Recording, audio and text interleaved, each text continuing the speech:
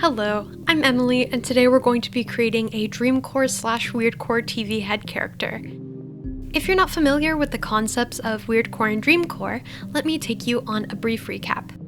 Both Dreamcore and Weirdcore are often labeled as surrealist concepts. Established in the online world, both have themes of disorientation, etherealism, nostalgia, uncanniness, and a lost perception of reality.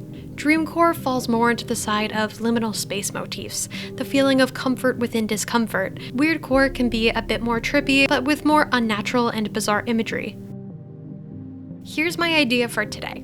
I want to make another TV head kitty, but this time with a big, fluffy, sculpted tail. Black goop from the tail will trail across the body and onto the head where you can see little eyes peeking out from across the trail. I used some of the common themes in my project today, which are eyes, blood, voids, objects for heads, and childhood imagery. Okay, let's start with the 3D printing. The last time I made a TV head character, I used a 3D printer that used plastic filament, but today I wanted to try using a 3D resin printer. This isn't sponsored, but Elegoo sent me this for free at the start of the year, and I'm finally getting around to making something with it, so thank you Elegoo for sending this along. I requested the help of Big Brother Ethan, tech wizard, video game connoisseur, and someone who somehow understands how to connect my Nintendo Switch to the TV with an HDMI cord like some sort of wizard.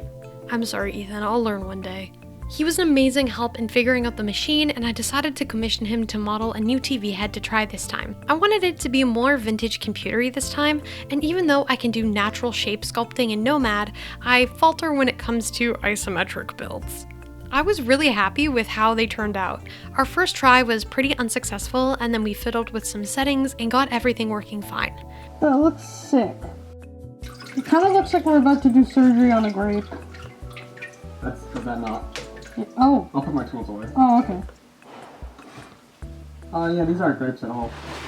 There are a couple dents from the supports, and I didn't scrub them as well as I could have, but it definitely works for sure.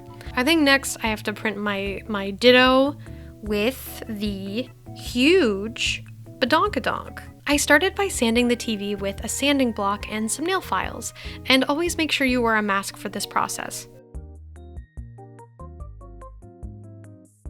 I kind of realized that this kitty's body is a little small compared to the TV head. The resin is pretty heavy, making it so that I need a bigger body to support the TV physically, but also to make it look normal and not too oversized. So, trash that first concept. Concept number 2, Great Dane body.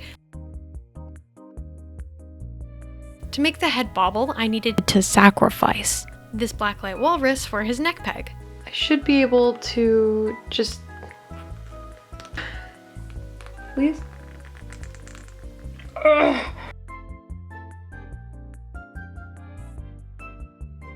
After getting the neck peg out, I trimmed down the edges with a blade to make sure it's the right size. I slide that puppy into the head and use some super glue to glue it to the base and secure it.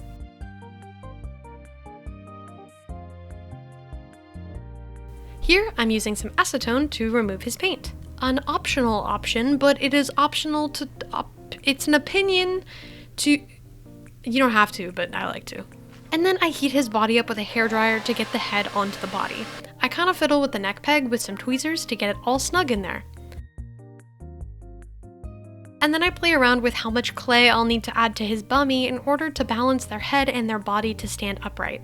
And the answer is this fleshy ball of clay amount. Then I realized that I can't sculpt and mold clay onto the base of the body and bake it with a huge resin head that isn't allowed to go into the oven.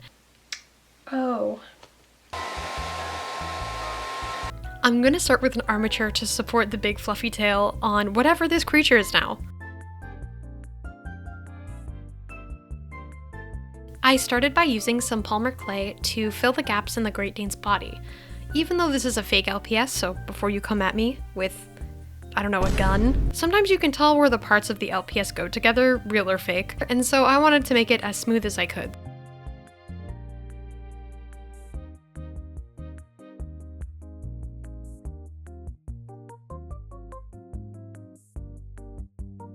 I scored the back of the legs where I wanted the fluffy tufts of fur to go, and then I added a tad bit of super glue to help the polymer clay stay put as I sculpt.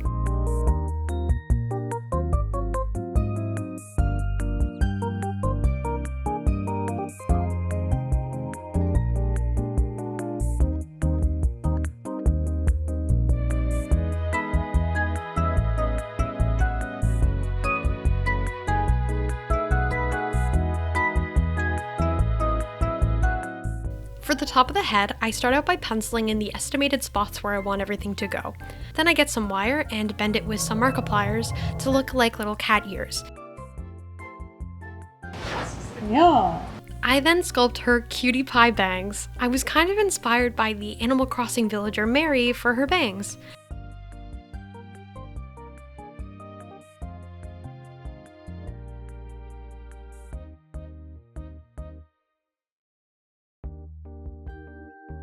Since baking resin is a no-no, I'm just modeling the bangs onto the head to get the right shape, poking in the antenna to make sure that they have a proper slot to slide into, and then I'll put it in the oven. I just super glue the bangs onto the head. I do this every day with my bangs in real life and it works, so trust me. Don't do that. For the cat ear antennas, I use some resin to cure the wire onto the head. I add a bit more resin once it's cured and then cure it again under UV light to make sure that it's stable. I rolled 2 little spheres off camera because I like hiding things from you. Yeah? You thought I was gonna show you rolling the little balls of clay? No, it's a secret. Only I know where that footage is. I did it off camera, there's no footage. And then super glued the spheres on top of the antenna. For the tail, I decided to kind of fiddle around with the clay for a bit before I shove it onto this cat-dog hybrid thing. I'm still practicing my fluffy fur sculpting skills.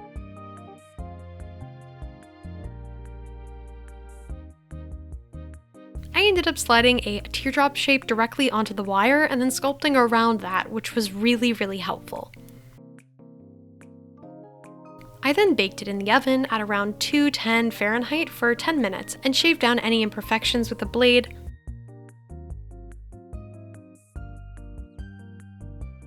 And then sanded it with a nail file.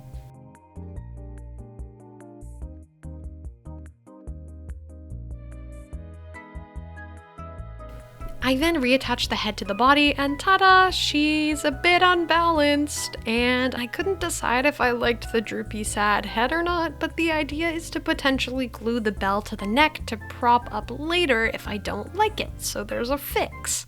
Okay, let's make their accessories. For the bell, I started off by sculpting it out of polymer clay and gave it a dry brush. I didn't put an eye pin in it to attach it to anything, so I'd either have to glue it to the neck or a necklace.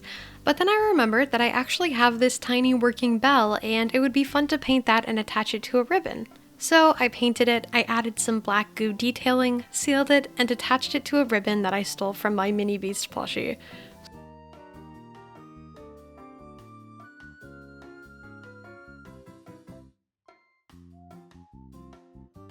Tears, crying, I do it, you do it, I do it, even I do it.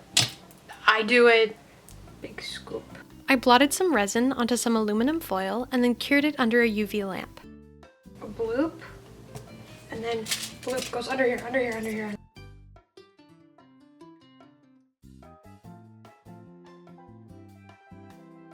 I used some chalk pastels to add a bit of a blue tinge to them as well. Okay, so I stole a pillow from an Air Canada flight from the UK back to Toronto because I knew they'd throw it out and I wanted to repurpose the stuffing to refill my blowhodge from IKEA. But I thought this gauze would be perfect for the bandaging. To make the, for the sake of the video's censorship, red body juice? I think I've already said that word, the real word, once in this video, but it's fine.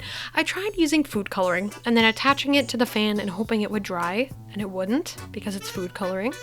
Even though I left it for hours, I got nothing, so I tried a new idea. I used one of my Derwent watercolor pencils and dipped it in some water. That was the perfect color and it dried relatively quickly, so I was quite happy with that.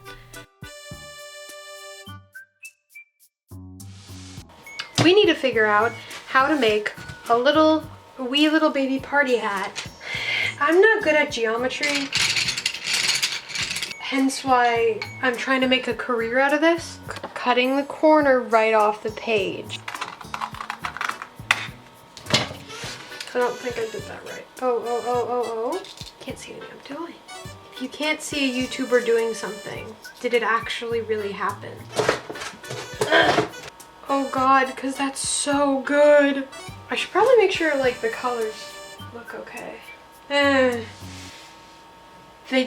don't look great. I used some Mod Podge as a sort of primer. I wasn't sure how well the paint would adhere to the resin, so a trusty base coat is helpful. And adding some to the polymer clay parts helps with the polymer clay being porous and gobbling up all my paint, and it also assists in giving the polymer clay a bit more of a reason to stay put. It tends to be stubborn and pretty breakable.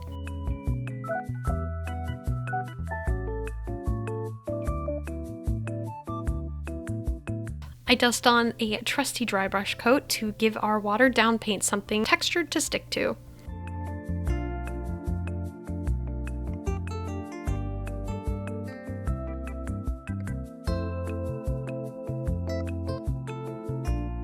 We have an intruder. What is this? Oh, so smelly. Go for it. Hey, handsome. Oh, it's a good boy. Different angles, so swag. Wow. Also, side note, I don't know if any of you saw the turning an LPS cat into an alien video. That one specifically. I launched a plush campaign and it just hit 105 pledges. So if you would like to pre-order her, I can link it in the description, though she's fully pledged, but this just kind of acts as a pre-order before the prototype is made. I'm so excited for that. I hope this looks cool. I saw this meme recently that it was like I want my art to get weirder, and I really feel that. This isn't that weird. I do feel like she's quite the quirky character. We'll get there eventually. I do want to try making some monsters. I think that'd be really fun. I don't know if any of you would be kind of interested in that. Oh, and I wanted to show you this, anyone who's interested. I just finished drawing my SCP-OC Sojun, and I made her a little ID card. So there it is if you'd like to see that. I absolutely adore her.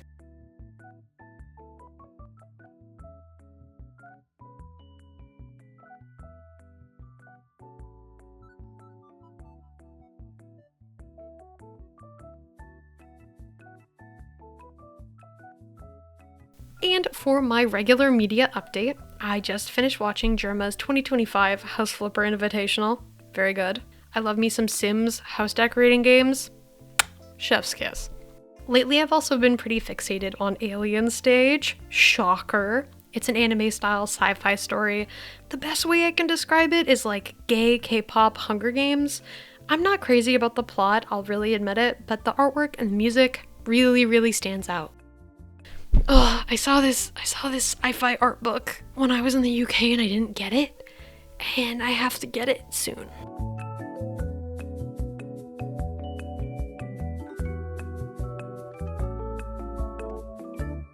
Hear me out, hear me out, hear me out. Are you hearing me?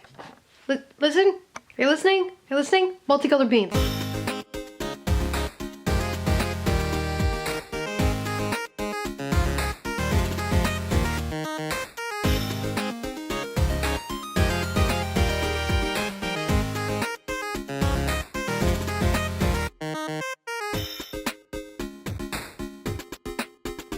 So I'm looking at this right now and I'm going, man, I should have switched around the colors on the ears. A little alternative. And by the way, this is purely because I like making things hard for myself and I'm a perfectionist. So, am I making things hard for myself? Is that better?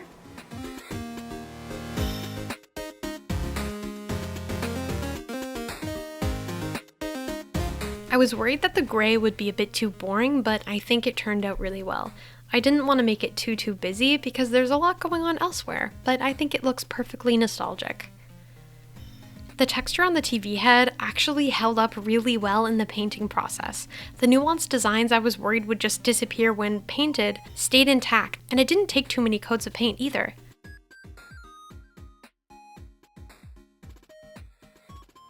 The inspiration behind the cloud screen is some of the most popular liminal space Dreamcore imagery. It's usually something of an endless landscape of grass and sky.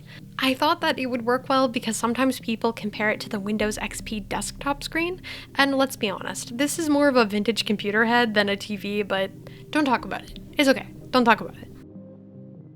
I personally think both concepts of Dreamcore and Weirdcore are really interesting. I really just admire a lot of the characters and art that's made out of the concepts because it's not as gory as horror, but has undertones that can be pretty off-putting. I've liked it for a hot minute, and I even find myself sitting around liminal space Roblox games for a while I draw or I work, and I just listen to the music and look around at people explore and see their outfits. It's just a fun little calm thing I like to do.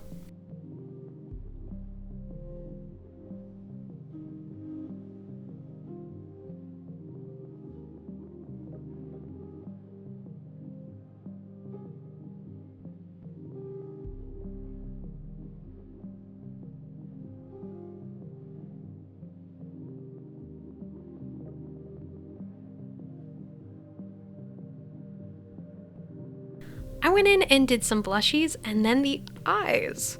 I kind of wish that I blocked it out in black instead of white. I think that would have made my life a lot easier, entirely.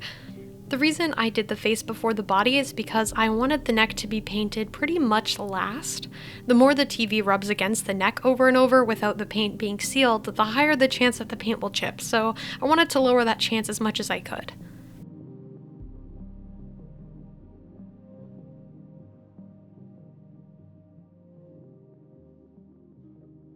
Ew.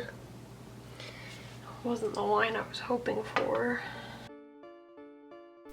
I had this thought while making this, and it was, what's the point of hand making these kinds of figurines when I could theoretically 3D model and print the entire thing? I think the nuances of hand sculpting every piece, waiting for the antenna to cure to attach them, finding bits and bobs from around the house and attaching them to a piece to give them a new life, getting up in the morning with an idea and wanting to execute it in a physical medium with mixed media and maybe even have a cry while making it.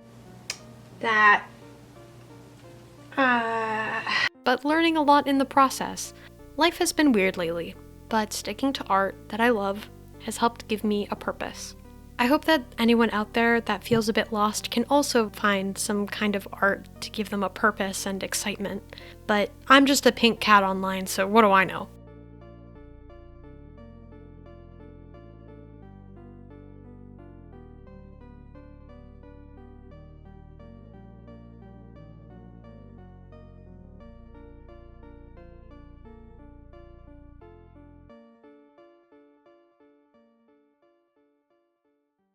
I felt like she needed something and I wasn't sure what it needed to be, but I know what it is.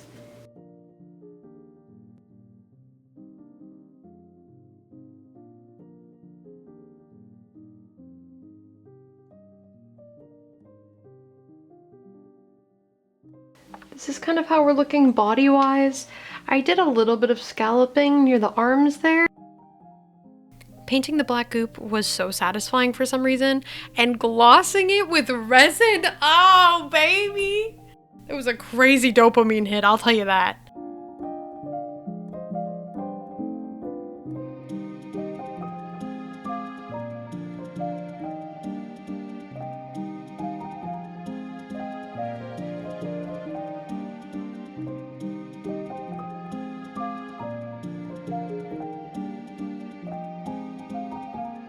I painted some eyes in the goop as well, lots of different kinds for different monstery creatures hiding in there.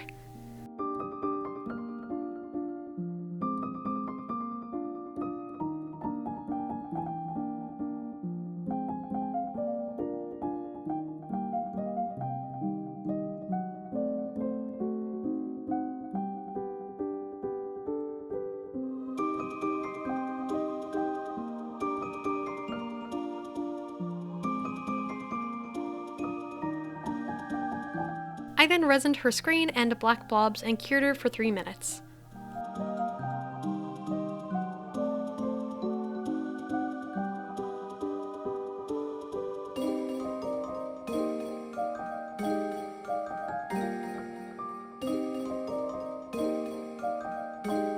Okay, let's put everything together. These are how the tears look, but I didn't attach them because I wasn't sure if I liked them or not. I decided to attach it with a bit of Mod Podge. I don't know the lore behind their hurt leg. If you have any ideas, maybe let me know. Name ideas are also usually very much appreciated. They have some flaws here and there, but it was made with a lot of love. I love their goopy tail and gloopy void slopped all over them, and I think their droopy head and nervous stance lends itself to the concept quite a bit. Imperfect and a bit scattered, a heavy head, a cut on their back paw, and a leg that can't seem to find the ground.